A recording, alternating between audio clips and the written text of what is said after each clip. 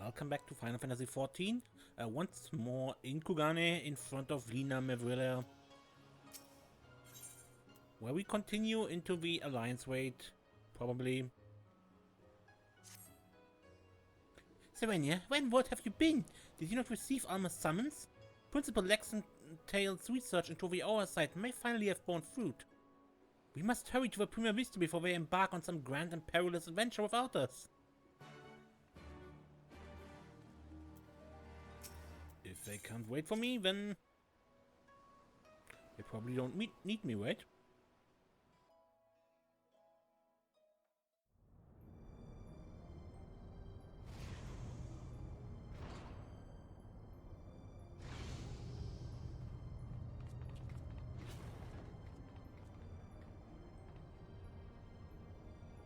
Serenia, Lady Mevrilla, thank you for answering my summons.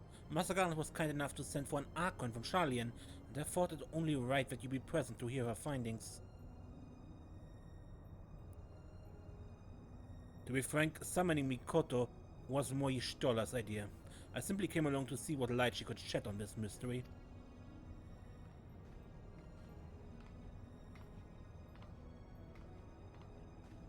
I'm Mikoto of House Jinba, a Doman, though my years in Charlian have made me a stranger here. You must be Serenia Shadowstar, fabled liberator of man, slayer of false gods, warrior of light. I thought you'd be taller.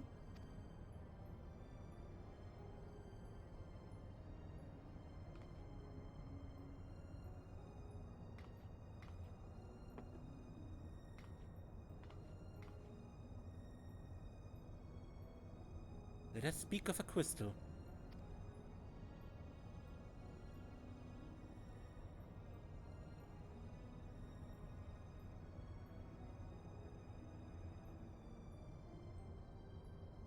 The Osius, one of but many auracide shards that aided noble leaders' rise to regent.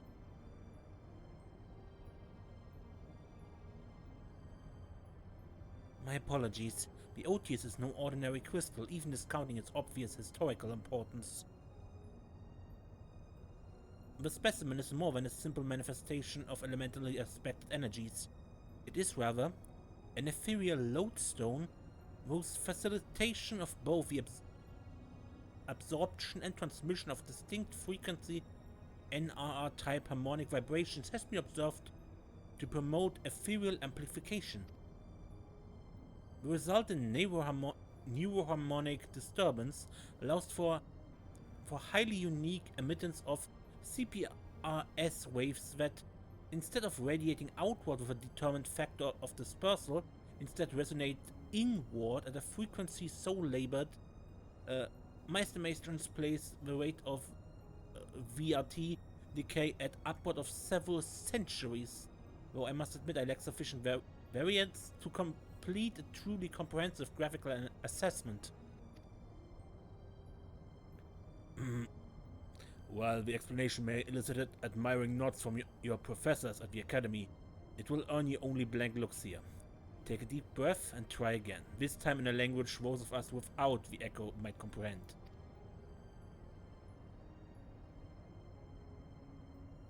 My apologies, I merely thought... Apologies will see us no nearer to an answer. A simple explanation will. Yes, that would be highly welcome. Simpler, right, Aether is not only the building block of all things material, but those immaterial as well. Thoughts, memories, feelings. One's very will are all understood by ethereal phenomena and can be measured as such. Unlike most crystals, which can only emit elemental energies, auracide is tuned to not only absorb Aether, but Aether specific to the immaterial. That Aether is then stored and multiplied within its crystalline confines until external stimuli precipitate release.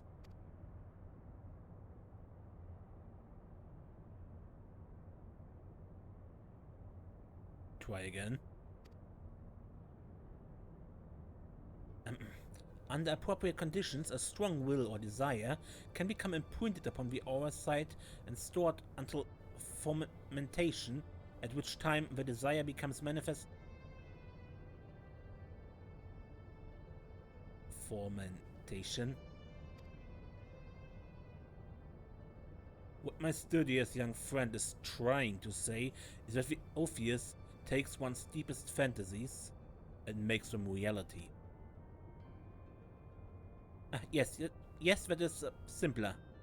You may choose to think of it as a process akin to that of summoning a primal. There being one marked difference. Primal summoning requires a supplemental energy source, such as a horde of elementally charged crystals. Auracide, on the other hand, has the capacity to serve as its own source of power. How? Yeah, absorption of thoughts, feelings, and so on. We know from the Durai pages that Argath was never king of Ivalice. He was slain in battle during the War of Alliance. Yet the Argath encountered during the recent expedition carried himself as if he had been crowned regent. I believe this was merely the auracide in his possession realizing his desire to rule. I'm informed that he uttered the same words over and over again for the duration of a confrontation which unfolded. If that is the case, it is possible that it was not actually Argath who uttered them, but the auracide itself. If the Durai papers are accurate, Argath was a weak and petty noble who believed that his blood entitled him to power. The auracide took that belief and twisted it into the abomination Serenia put to the sword.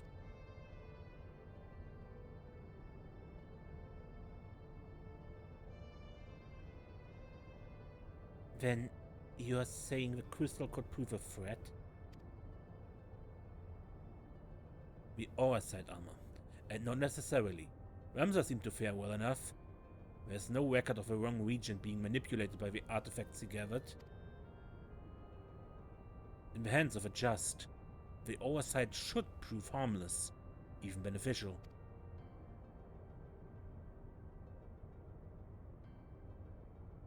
To paraphrase, it's not the weapon that kills, but the one who wields it. Now, where have I heard that before? Ah yes, it was Emperor Galvus' justification for taking the marvels of Magitech and applying them to the manufacture of arms, where after all was the harm if it allowed him to bring order to the three great continents. You draw an intriguing parallel, Master Garland. The property of these crystals are so singular, I do begin to wonder if they, like Magitech, are products of science and not nature, that they were created by someone to... But who? What manner of person would even be capable of such a feat?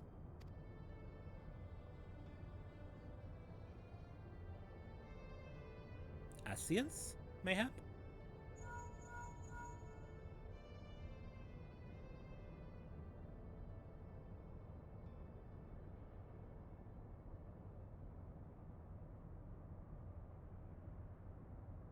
No, that is an interesting question. The answer to which I look forward to hearing. Regrettably, I have pressing matters to attend to elsewhere. Fear not, however, Mikoto's insight will prove far more beneficial than anything I might accidentally contribute. Good day to you all.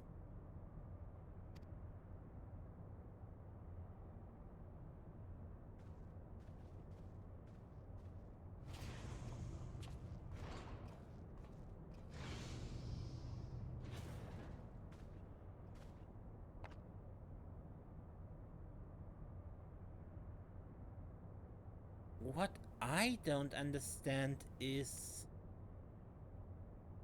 If a Duma was imprinted with Archetyp's deepest desire, then whose desires are rattling about inside the Osiers?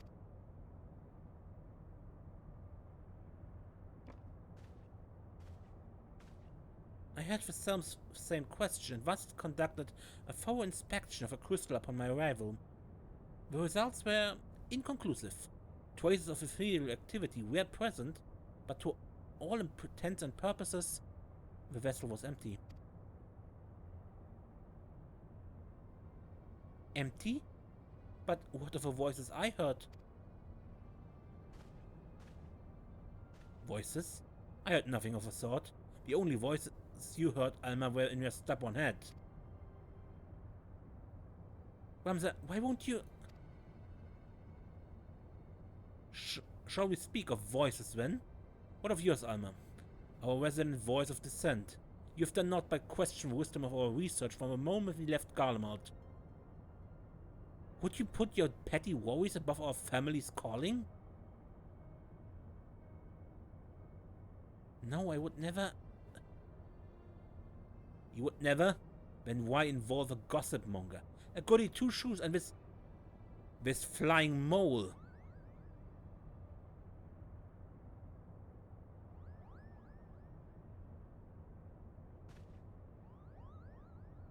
Please tell me you can see that.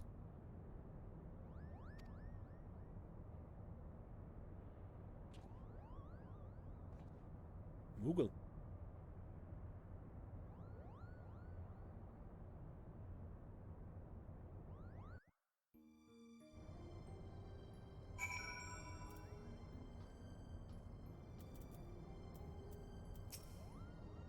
A Moogle, and a decidedly dusty one at that. Might this be one of your acquaintances, Serenia? Ah, Moogle, yes.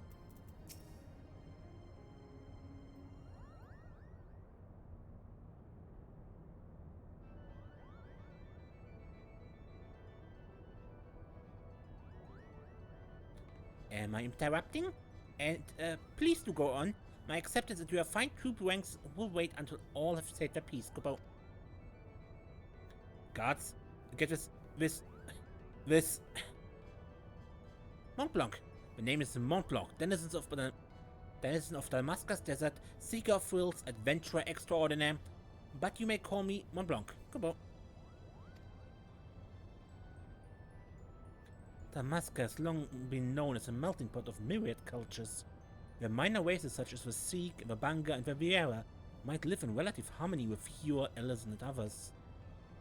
Yet there's no record of a prominent Moogle population. Most likely because we are neither prominent nor populous. My people are nomadic by nature, ever drawn to the elusive frontier and the freedom she promises, Kupo. A Moogle? Of course I'm a Moogle, Kupo. You'd think the adorable wings and fluffy pom would have given it away. Now, about my admission into the Majestic... I will allow no such thing. The Majestic is the Empire's premier theatre company. We will not sully its good name by granting refuge to a fluttering ball of fur. And furthermore, how in the world did this abomination board the Prima Vista in the first place? You're once more very rude, Ramza.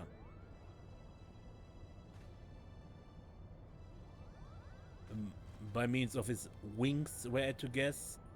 As for his admission into our company, I do not seem to recall race, creed, or allegiance on my list of prerequisites. Do you?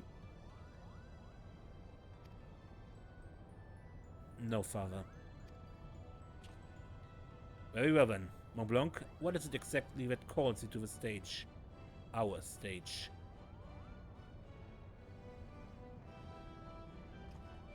What else? The Zodiac Brave story, Kupo. Never before have I witnessed something so amazing, so moving. Sitting, well, technically hovering there in the audience as the story unfolded around me, I knew I was witnessing something special, something positively transcendental, Kupo. It was then that I realized I either had to be a part of it, or go to my grave a bitter broken Moogle.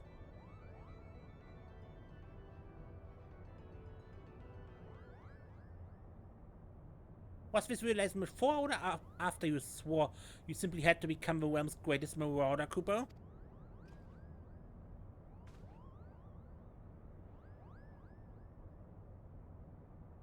Hardy, how did you...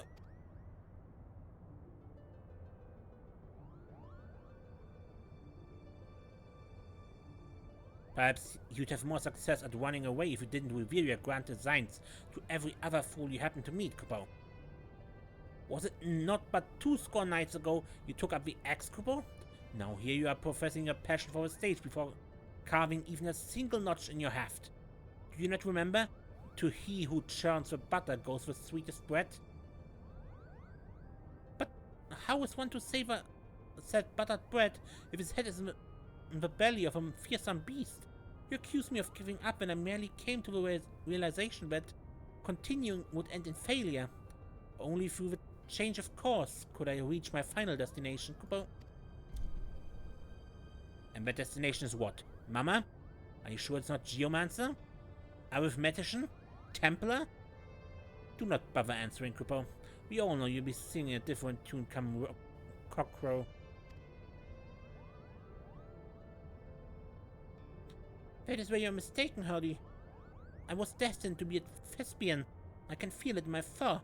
The role of the leader was made for me. Made for me, Kupo. Kupo. Enough. The actors in our company trained at the Empire's finest institutes.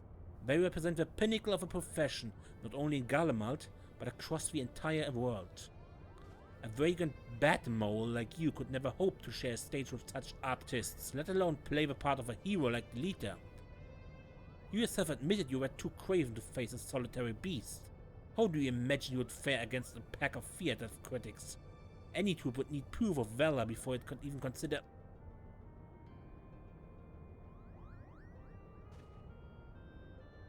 Craven? Call me a cheat, call me a cur, but do not, sir, call me a craven. I accept your challenge. Slay but one foul beast by mine own hand, and the Majestic Theatre Company will accept me into its ranks, Kupo. Wait, I issue no such... You're all here witnesses. Kupo, when I return with the head of a terrible beast in my gore-stained hands, you will be honor-bound to welcome me, Montblanc the Mama, into the fabled ranks of the Majestic. Good day.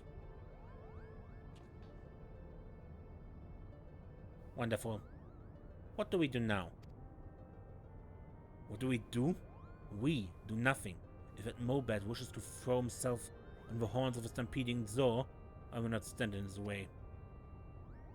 I believe a proper term of derogation is Molebad, and I should warn you, Moogles do not take kindly to those who use it. Why must you always put yourself above others, brother? Did you learn nothing from Argav's wretched example? Montblanc would never have set off on this fool errand had you not made the challenge. If anything befalls my brother, his blood will be on your hands. Svenja, you're the only one among us capable of locating Montblanc and preventing disaster. On behalf of my brother, I beg your assistance.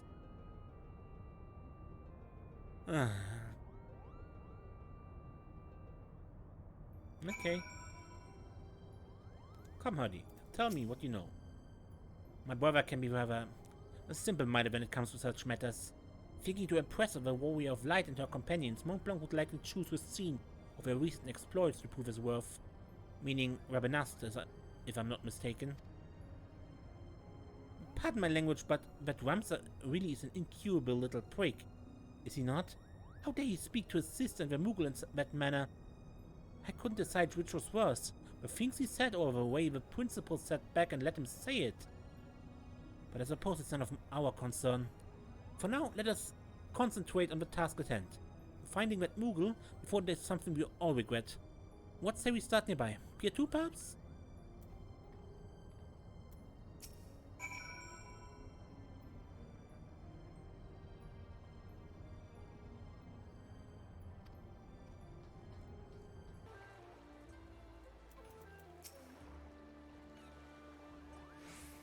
The Falcon Porter tells us that he set a traveling blacksmith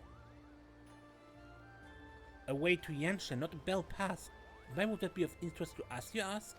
Because that peddler of iron and steel was seen to be carrying a bag stuffed to the brim with a, and I quote, albino mole fur and purple bat wings. Montblanc. Not we look like that, Cooper. The quickest route to Damascus is via the One River and its western tributaries. If Montblanc is bound for Rabanastre, we will seek passage from the glittering basin.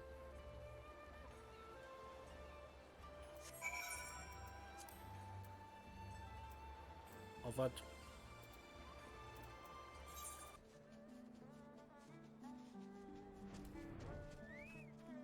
Red chocobos.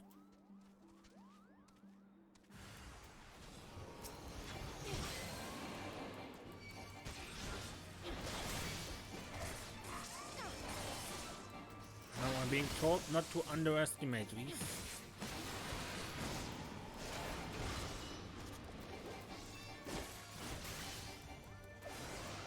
Choco Meteor.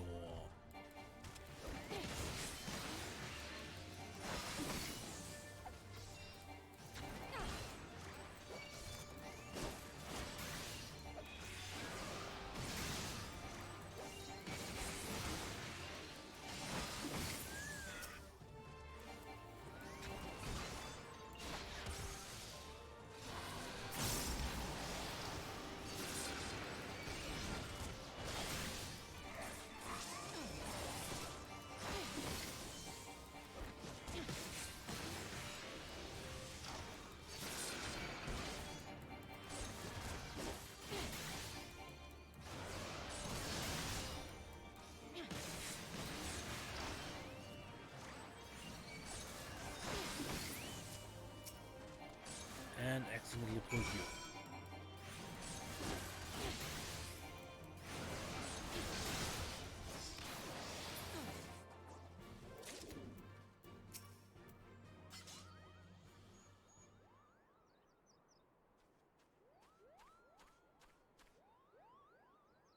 Oh God, what were you thinking?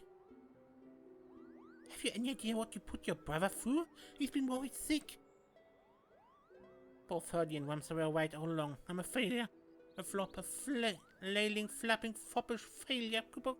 How could I play the part of a hero if I cannot even ruffle the feathers of a single measly bird? The audience would see right through me, like the spineless jellyfish I am. Now wait, Montblanc, not everyone can be a hero. Not even most heroes. Yes, the bad thing of a man who deals the final blow. But what of his cadre of loyal companions? Do you think the leader united Ivalice on his own? Do you think Serenia he was alone when she liberated Alamigo?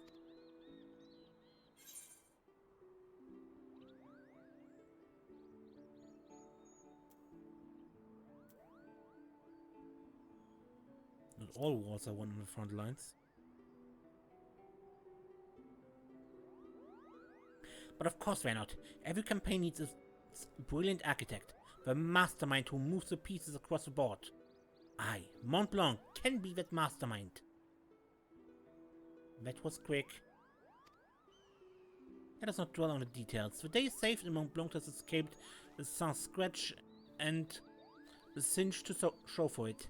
We should return to the Prima Vista before our luck runs out.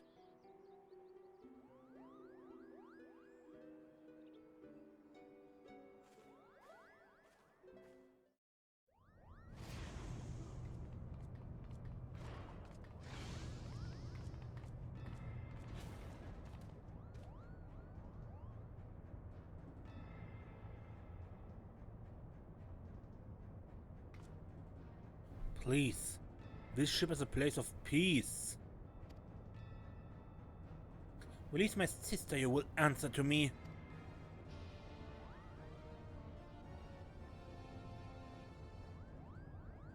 When the cat's away.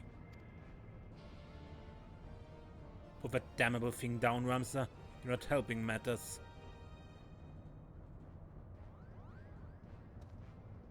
We have no quarrel with you or yours. We only seek aid in finding our leader, Bagamnon. You seek our help? You who threatened to kill my father, who stole his work and made fools of us all? Never. Silence, Ramsay. We have Alma. We will hear what they have to say. As I said, I'd given him a different name, I believe. As I said, We have no quarrel with you. We only did what was necessary to secure an audience. We surrender our weapons and offer your journal as an act of good faith.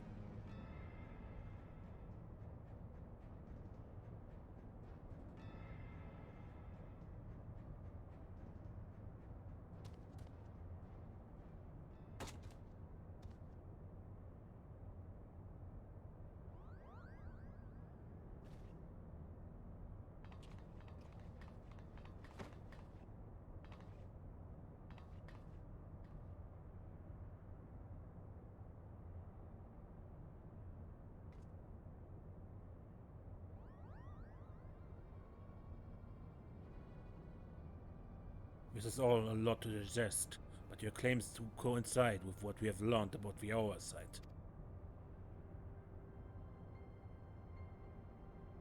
You're saying that crystal did something to our captain?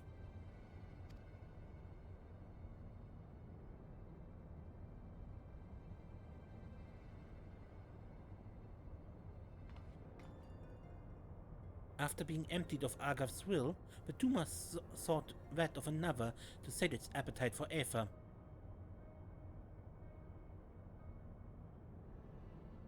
Yes, saying the crystal ate our captain? Not his body, no. Only his soul. His soul? Tell me, what in your opinion was your leader's deepest desire? What was it that he longed for above all else in the world?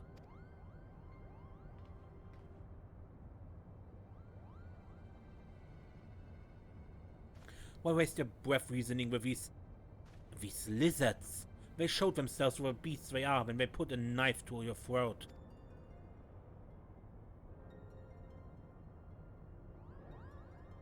First small bat, now lizard. This one's tongue is pure poison.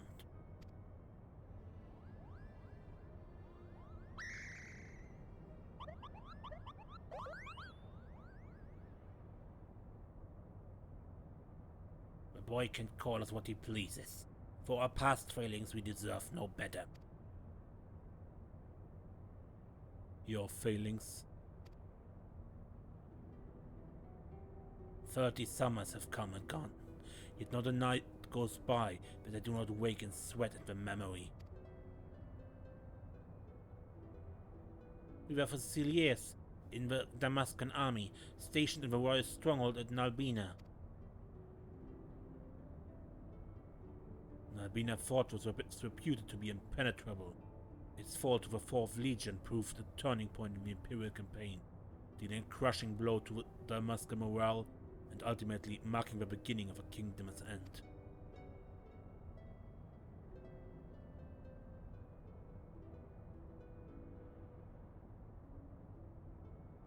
Bagamnan was our captain, and once it was clear that they would not be ours, Prince Lasla, commander of a garrison at Nalbina, tasked him with one final mission. Our unit was to escort His Highness's twin sister, the Princess Ashelia, away from the fortress and thence to safety. But things did not go as planned. Now, Rasla and Ashelia are characters from Final Fantasy XII. Only in that game they were not twins, they were a couple. A royal couple freshly married when Rasla died.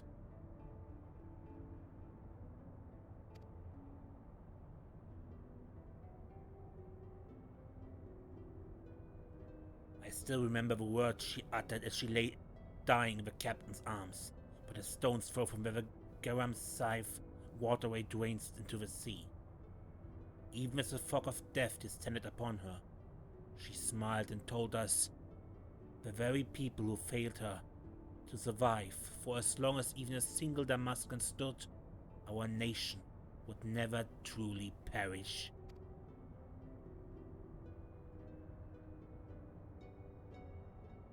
It should not have been us who survived. By failing to protect our charge, we betrayed the princess and her memory, and brought shame upon our race. So yes, we are not but cold-blooded lizards deserving of whatever scorn you deign to heap upon us.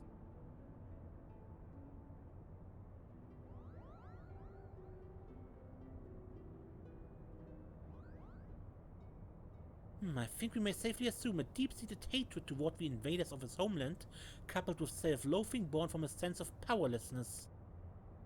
The darkness that lurks in the heart of Pagandan is little different from that which drove Agath, the self-same emotions that were to nourish the Duma.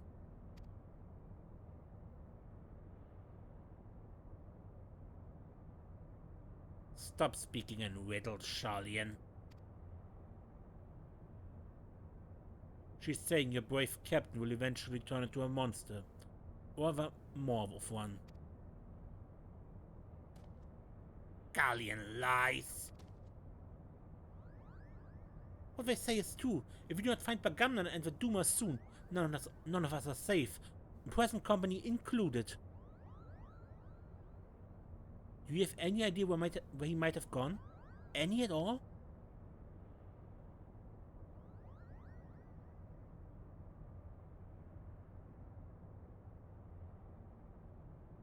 Wait, look at this. Something has been added to the final page of my journal.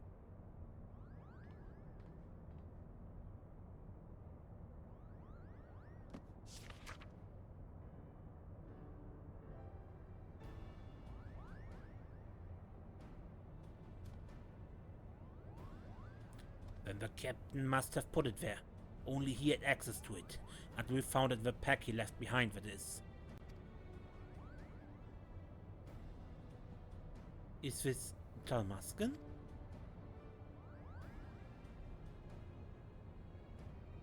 Indeed, it says Vidonara.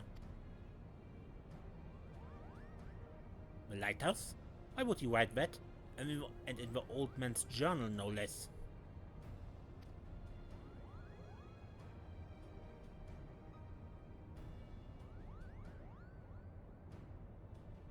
There's a place on the Walnut Sea, far to the south of Rabanaster, where the ocean tumbles into the gaping maw, more than a mile across.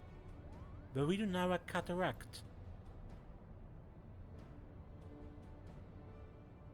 Legend would have us believe that it is the entrance to the Hell of Water. Many a scholar seeking to prove otherwise has descended into the chasm, some even by airship, but not a one has returned.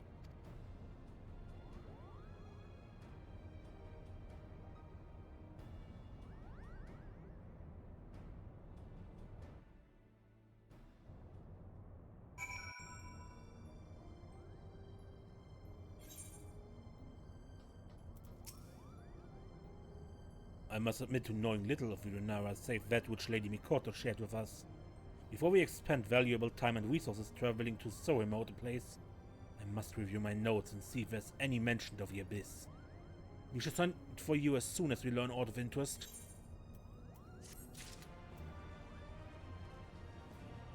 And I guess with that I end this episode. Until next time, when we continue here. I am Mace, and don't get lost.